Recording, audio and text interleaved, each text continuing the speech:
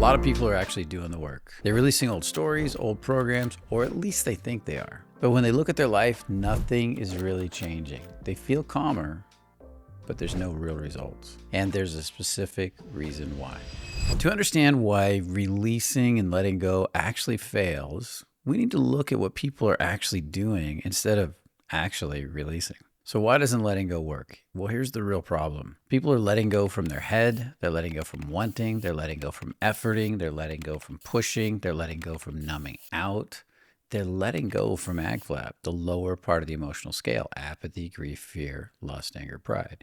If you know the emotional scale, it actually goes apathy, grief, fear, lust, anger, pride.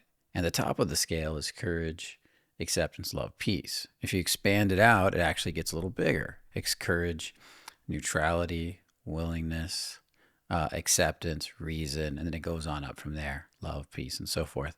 But the real key to releasing is understanding where you're coming from when you do the release. And most people are getting this wrong. So an example of this is you're sitting there, you're doing your releasing, you're doing your letting go. Maybe you're even working on meditating while you're doing it. And you're feeling a bit calmer and you're saying, can I let this go? Would I let this go when? Or can I let this go? Can I let more of this go? But nothing's really changing. In your life, when you look at the outside world, everything is still the same. And you might even be experiencing at times, instead of calmer, a bit of frustration. And deep down inside, maybe you're thinking, I just got to keep pushing along. I just got to keep efforting. But what could really be happening? Why are there no exchanges in the external world? Well, one of the first problems is we're releasing from our head. See, most of us are up in our heads because we don't want to feel our body, but real releasing is an embodiment-based process. It takes feeling the heart. You've got to relax into and welcome your heart. What does it feel like when you relax and begin to welcome your heart open? It feels like a little window opening right here.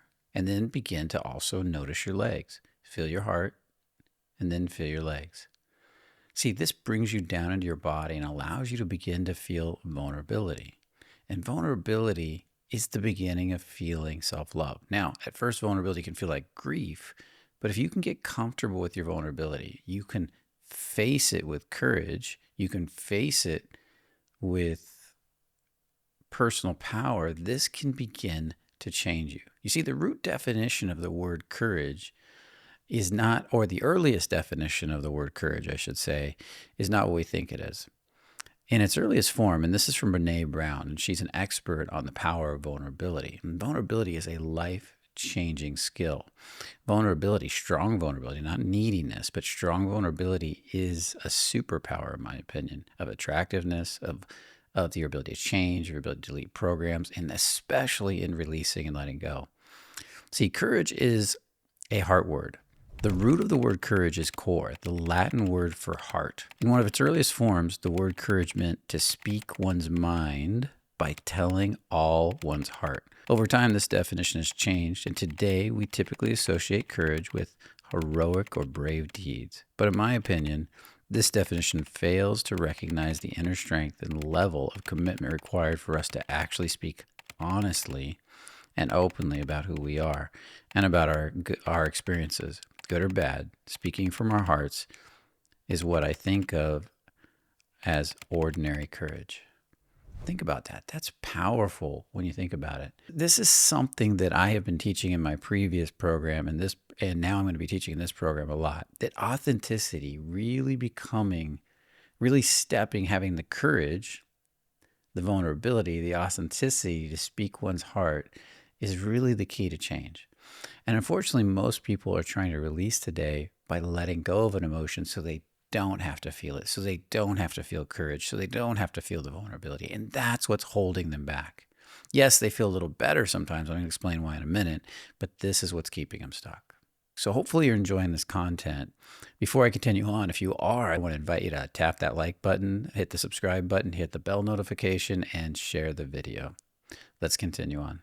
Now, what makes this confusing is that not all resistance actually can feel bad. Depending on where you're at, and I went through a lot of this, I was really stuck here. You might be confusing a release with resistance. So some resistance feels really uncomfortable. Some resistance creates frustration, or some resistance, it's just obvious, right? But there's some resistance out there that actually can be relieving and can actually make you feel almost a little bit better. The truth is they both block an actual release. I've seen this on a lot of clients. I've seen this on myself. I went through a large period of this. It's something that I think hopefully can be obvious for you once I show it to you. So I'm going to talk about two different types of reactivity, because this is what's blocking the release. One of them is obvious. Is reactivity and resistance. And the other one is reactivity to create comfort. The reactivity and resistance creates a tight chest, shallow breath. There's a bracing inside your body. You feel tightening in different spots. There's urgency. There's fixation. There's forcing. There's an obvious activation. It can create a lot of frustration. Your mind can start to race. That's the obvious one. That's the one, well, it's a lot of times it's not obvious when it's starting to happen, but after a while you end up in the spins, you end up racing, you end up super frustrated, and then it becomes really obvious. And it's time to take a break. It's time to slow down. When you get that one, it's time to almost meditate and just slow your mind down. It's not about trying to do another release, because at that point it's obvious you're doing the release backwards. The other one is a little different. It's a reactive release that creates comfort. Think about your cell phone. Think about maybe having a drink. Think about binge watching a TV show. Think about anything you do to distract yourself from stress and tension. Not all of those things are actually good. Not all of those things are actually serving you. But it could be just a painkiller like an Advil to get the stress out of your body when you're tight, right? But not all of them are actually growing you or serving you or getting rid of the core resistance. It's just soothing it. It's just calming it. And in a sense, you do feel better. I mean, we could argue that smoking, I've had smokers argue me that smoking a cigarette makes them feel better. It calms me down. But you could also say that the withdrawal from the cigarette might be what's causing the edginess. So, all of this is relative. You got to look at it from a bigger picture. Now, in the case of the calming releases, sensation decreases, emotions start to flatten. You feel calmer, but maybe you feel a little smaller. Your awareness shrinks. That's a big one. It's a big indicator. You retreat into comfort. This feels like success sometimes, but nothing is really changing. And to really understand this, we got to know why we do this. And then I think once you see why you do this, it's going to help you a lot to start to move through your programs and your stories. So what is the reason for this? The reason for this is what I talked about earlier, vulnerability. See, when you step into courage, you can be feeling fear, but you can be identified with courage. I'm willing to feel the fear and face the fear. And that's admirable, right? That's respectable. That can be attractive. I'm shaking, I'm nervous, but I'm right here showing up anyways. But then there's the shrinking. I am fear. Oh my God, how do I get rid of this fear? I want to let go of this fear. What do I do about this fear? Those are two different ways of facing fear. The second one's more reactive. The first one is more present.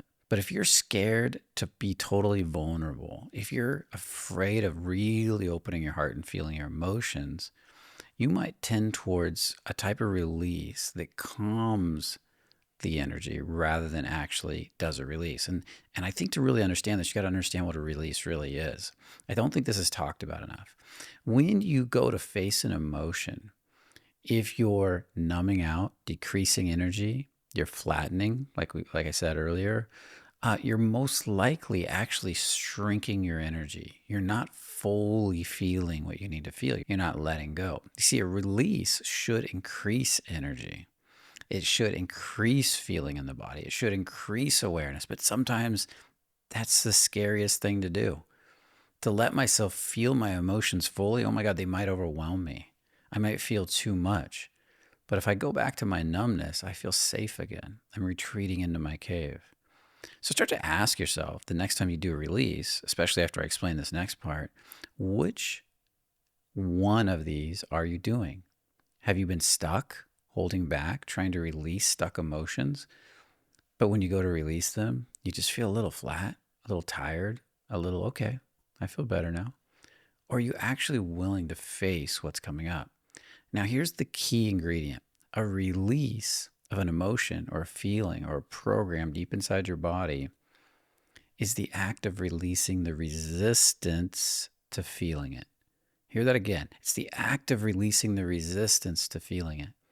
When you release the resistance to feeling it, what happens? Well, if I release a kink in a hose and it's been bound, and I release the resistance, there's more flow. There's more energy flowing. If I release a dam that's been holding the water back and it opened up, there's more flow. So at first, that flow can be wild, it can be chaotic, it can be what we call an intensification, a lot more energy, a lot more feeling, a little bit more energy. Even 1% is an improvement. That's a release. If you just get a little bit more, that's a release. And as that energy increases in your body and it begins to flow more and more, eventually it stabilizes. I want you to think of a bucking bronco. We could use any analogy, the riverbank, the dam coming down, bucking bronco, a surfer on a wave. The bucking bronco is a good one because when you first get on that bucking bronco, it's wild, it's out of control if you're riding it, and it's trying to buck you off, it's trying to throw you everywhere. But if you stay on it long enough and get comfortable and relax, eventually the bucking bronco settles and it starts to calm and it gets calmer. And then eventually it tunes into you.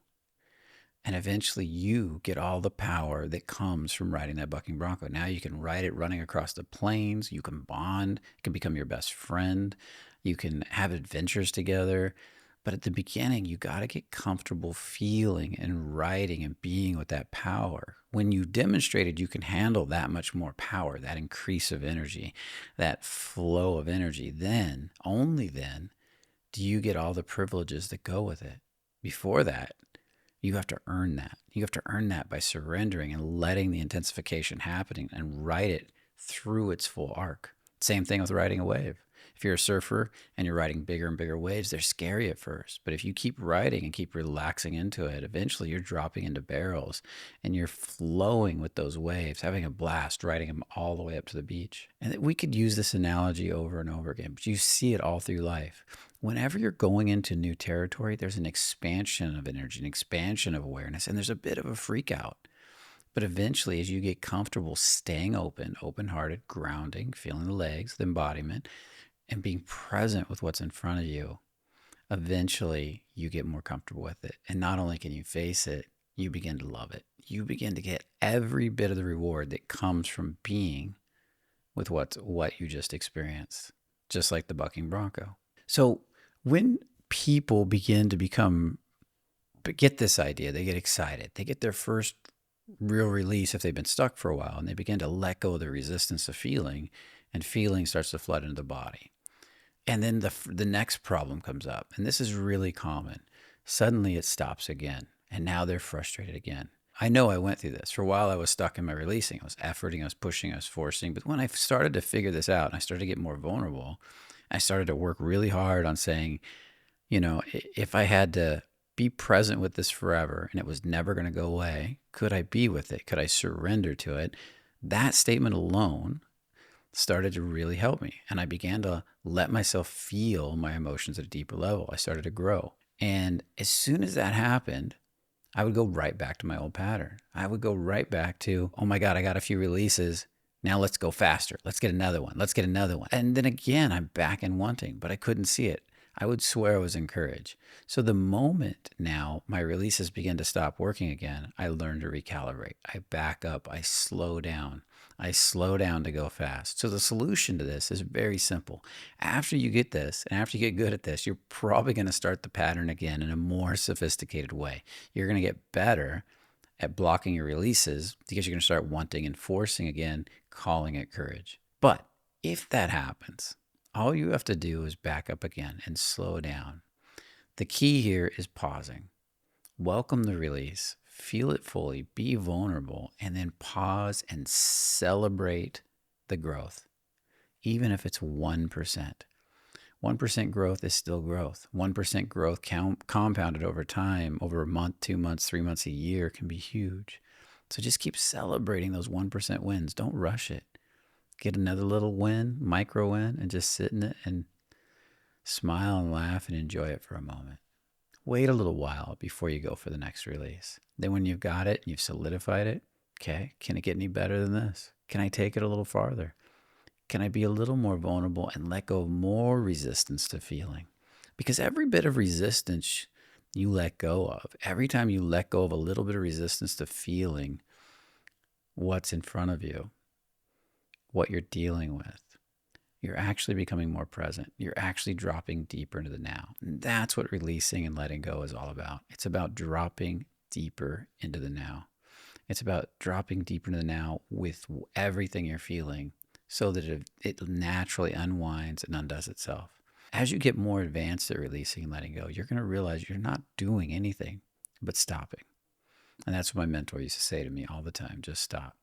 You're stopping all the resistance, you're stopping all the fighting, you're dropping to the now, and you're letting the moment do the release. And that is the real magic and the real power. If you want to learn more about releasing, definitely check out my membership program. There'll be a link in the description to help you get better with dealing with your emotions. I call it the revealing process. You can also check out Dr. Hawkins' book, Letting Go, or the Sedona Method. These are great teaching guides to help you get better at processing your emotions. So remember, if letting go is making you feel smaller and less aware, and you feel like you're shrinking or numbing, that's not a release.